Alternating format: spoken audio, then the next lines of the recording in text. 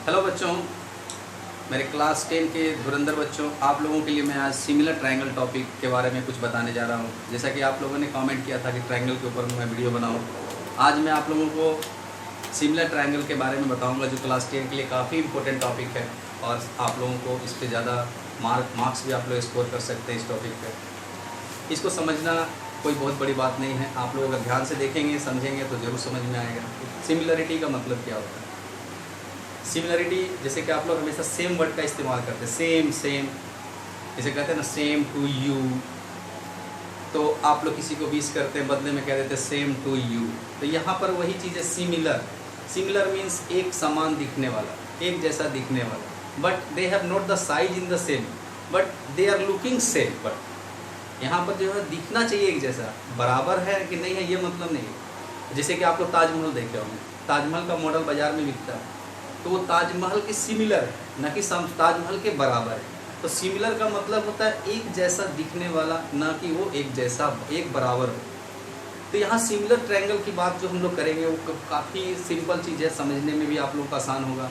इस पर बहुत सारे थ्योरम्स भी हैं जो कि आपको सीखना है, पढ़ना है।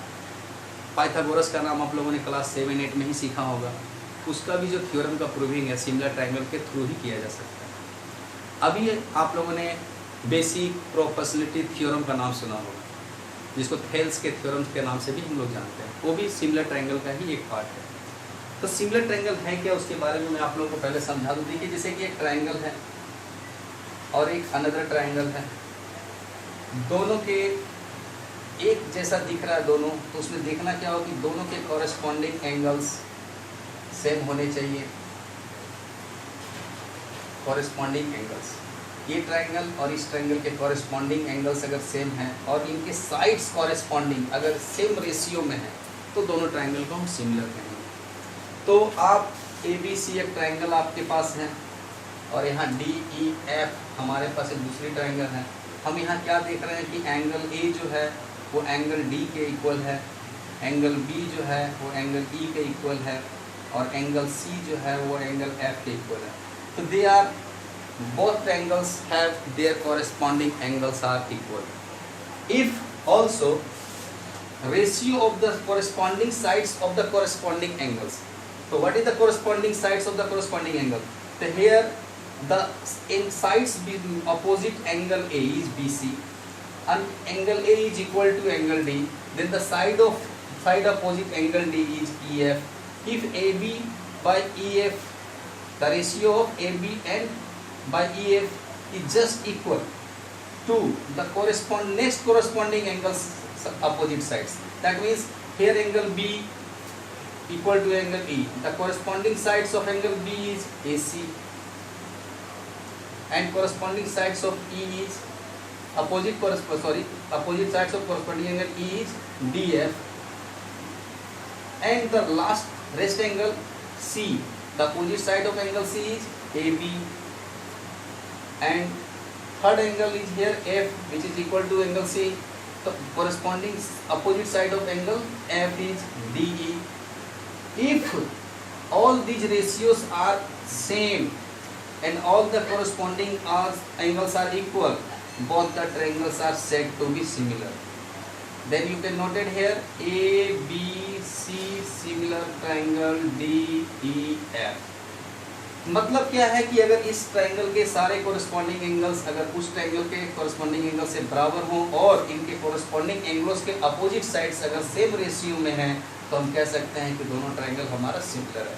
तो सिमिलर ट्रायंगल के लिए ये जो बेसिक बातें हैं उसको ध्यान में रखनी होगी। इसके ऊपर में कुछ हमारे सिमिलरिटी क्राइटेरियंस की बात होगी कि दो ट्रायंगल सिमिलर किन किन क्राइटेरियन से होते हैं। तो सबसे पहला हमारा आएगा सिमिलरिटी का जो क्राइटेरियन है उसे हम लोग कहते हैं साइड साइड साइड। दूसरा हमारा होता है साइड एंगल साइड, तो साइड एंगल साइड। और तीसरा होता है हमारा एंगल एंगल एंगल।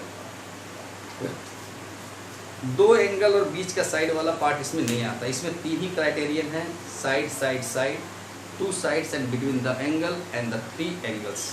तो तीनों क्राइटेरियन को अगर आप समझ लेंगे तो क्या होगा कि आपका सिमिलर प्रूव करने का जो तरीका है वो आपको समझ में आ जाएगा। तो सबसे पहले जो सिमिलर की बात मैंने की आप लोगों से, सिमिलर ट्रायंगल होता क्या है वो आप लोग समझ गए होंगे।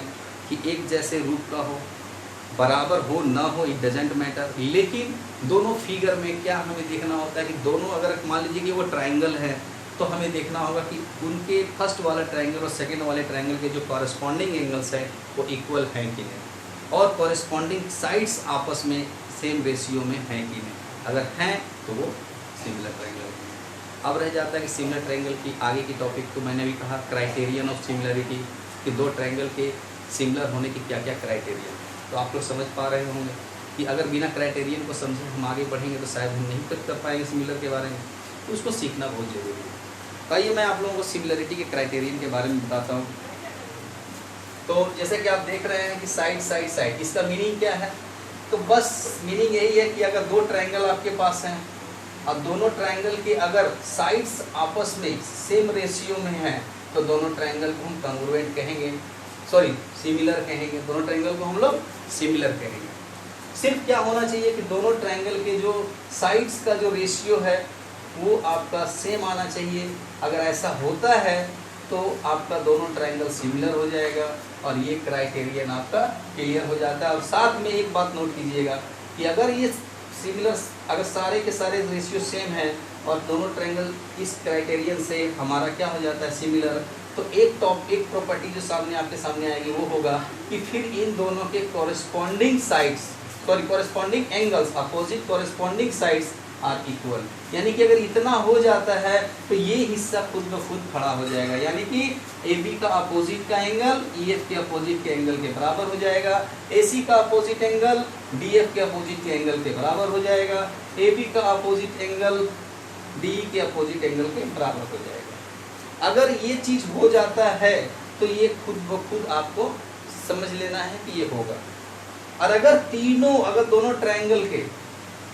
ट्राइंगल के अगर कॉरस्पॉन्डिंग एंगल्स अगर इक्वल हैं तो फिर दोनों ट्राइंगल सिमिलर कहे जाएंगे।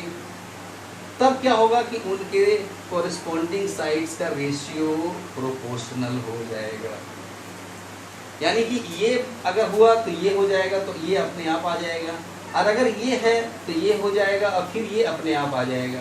यानी कि आप लोगों को ये ध्यान रखना है कि दो ट्राइंगल अगर सिमिलर आप जैसे भी कर लेते हैं तो बाकी चीज़ें जो हैं वो आपको खुद ब खुद इक्वल हो जाएंगे या फिर प्रोपोर्शनल हो जाएंगे।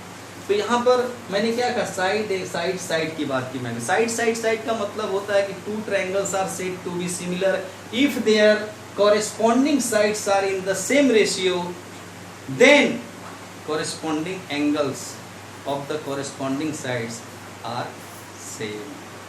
यानी यहाँ तक अगर आप समझ गए कि ये चीज़ दिया हुआ है तो इससे ये हो जाएगा, दोनों ट्रायंगल के सिमिलर होने का कंडीशन तैयार है।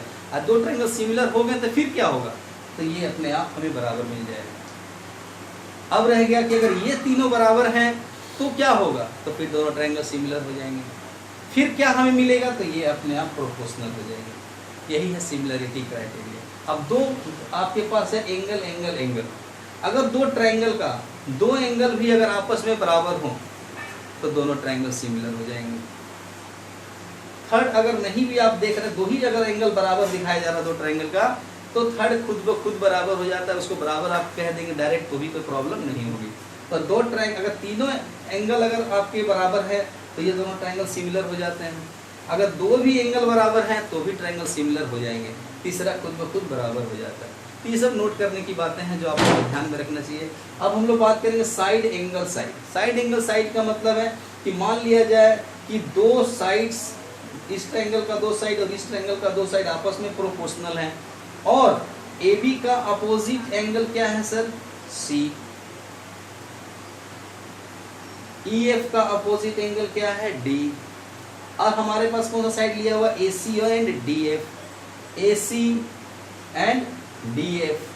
तो आपने देखा कि EF और DF के बीच में एंगल कौन सा आ रहा है, F। और यहाँ पर AB और EF मैंने लिया हुआ है AB, और यहाँ पर हमारा साइड है AC। इसके बीच में एंगल क्या आ रहा है, A। AB और AC के बीच का एंगल A है, और यहाँ पर हमारे पास नीचे EF एंड DF है। EF एंड DF के बीच का एंगल आ रहा है F। अगर हमारा एंगल A और एंगल F बराबर हो और साथ में ये रेशियो भी बराबर हो तो दोनों ट्रायंगल को हम क्या कहेंगे, सिमिलर। दोनों ट्रायंगल को क्या कहा जाएगा, सिमिलर। मैंने जो रेशियो लिया है उसी के हिसाब से मैंने यहाँ एंगल को फिट किया।